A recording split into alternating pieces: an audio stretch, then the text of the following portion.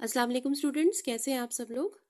उम्मीद करती हूँ कि आप अपने अपने घरों में बखैर आफियत होंगे। आज का जो हमारा लेक्चर है वो ऑर्गन और ऑर्गन सिस्टम्स के बारे में है।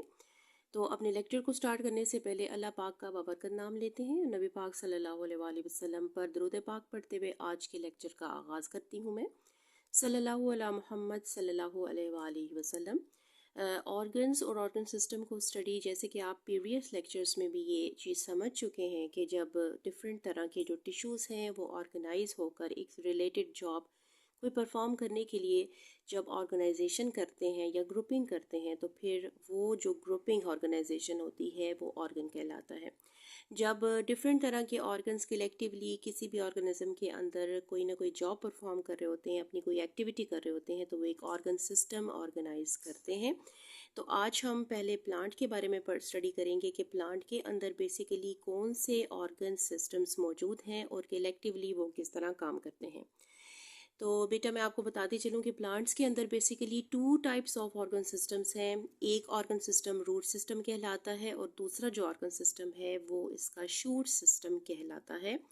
आप नाम से इस चीज़ को समझ सकते हैं कि रूट सिस्टम जो है वो किसी भी प्लांट के अंदर बेसिकली रूट और उसकी ब्रांचेस से कंसर्न होता है।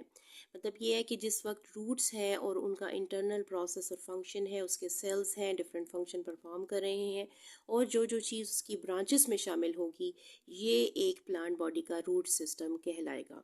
और रूट में स्टेम और लीव्स, आपको मेन पार्ट्स के बारे में भी पता है कि किसी भी प्लांट बॉडी के अंदर बेसिक जो पार्ट्स होते हैं वो रूट होता है, स्टेम, लीव, फ्लावर होता है। ये क्या है? ये ऑर्गन्स हैं किसी प्लांट के अंदर। अब रूट्स और उसकी ब्रांचेस रूट सिस्टम बनाएंगी और शूट सिस्टम किस चीज़ से मिलके बनेगा? शूट सिस्टम स्टेम से, उसकी ब्रांचेस और फ्लावर से मिलके बनेगा, जो कि एक्सटर्नली यानी आउटसाइड द सॉइल मौजूद होगा, इन एटमॉस्फेयर मौजूद होगा, और जो रूट सिस्टम और उसकी मतलब रूट्स और उसकी ब्रांचेस हैं वो इनसाइड द सॉइल होगा।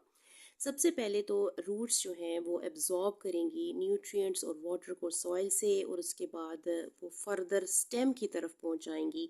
और फिर जब स्टेम के अंदर ये चीज़ आएगी तो आपने ये पहले भी स्टडी किया है कि वास्कुलर बंडल्स जो हैं उनकी मदद से ये चीज़ conduction of food, conduction of water और जो है ट्रांसपोर्टेशन ऑफ फूड वो परफॉर्म होगा।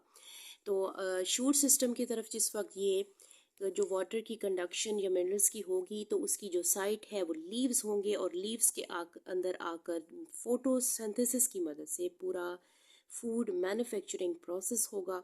और उसके बाद ये वास्कुलर जो सिस्टम है जिसमें बेसिकली जाइलम एंड फ्लोएम मौजूद हैं। Xylem towards conduction of water and minerals कर रहा है, जो कि इसने बेसिकली सॉइल से लिए हैं, और इसको कंडक्ट करते करते ये लीव्स के पोर्शन में चला जाएगा। लीव्स वो साइट हैं जहाँ फोटोसिंथेसिस की मदद से सारा फूड मैन्युफैक्चर होगा।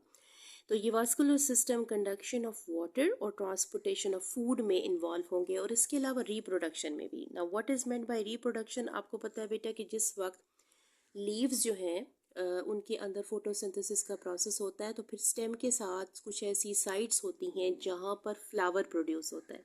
ये फ्लावर की प्रोडक्शन जो है वो रिप्रोडक्शन प्रोसेस से कंसर्न है, क्योंकि प्लांट बॉडी ने अपनी जो सर्वाइवल है, अपनी लाइफ साइकिल है उसको बिल्डअप करने के लिए, मेंटेन करने के लिए अपनी ही टाइप का प्लांट जो है वो प्रोड्यूस करना है। तो फ्लावर की जो है जिस वक्त प्रोडक्शन किसी प्लांट के अंदर होगी तो उसे हम रिप्रोडक्टिव साइकिल कहेंगे। अब फ्लावर फर्दर ग्रो जब करता है तो उससे फ्रूट बनता है। फ्रूट के अंदर सीड्स होते हैं और सीड से दोबारा एक साइकिल जनरेट होती है रिप्रोडक्शन की। तो ये रिप्रोडक्शन जो सिस्टम है ये भी कलेक्टिवली वास्कुलर सिस्टम के अंदर आता है।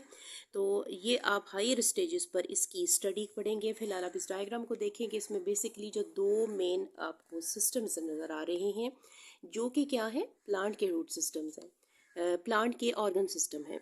एक है जी रूट सिस्टम, ये सारा नीचे वाला जो पोर्शन होगा ये रूट सिस्टम होगा। और उसके बाद एक्सटर्नल जो इन्वायरमेंट में है, आउटसाइड द सॉइल मौजूद है ओपन एटमॉस्फेयर में, ये इसका शूट सिस्टम है। इसका जो पोर्शन है इसमें रूट और उसकी ब्रांचेस शामिल होंगी। शूट सिस्टम का जो पोर्शन है उसमें स्टेम, उसकी branches, leaves, flower, fruit, everything ये सारा शूट सिस्टम के अंदर आ जाएगा। और नीचे आपको जो एक इन्होंने स्टडी बताई हुई है,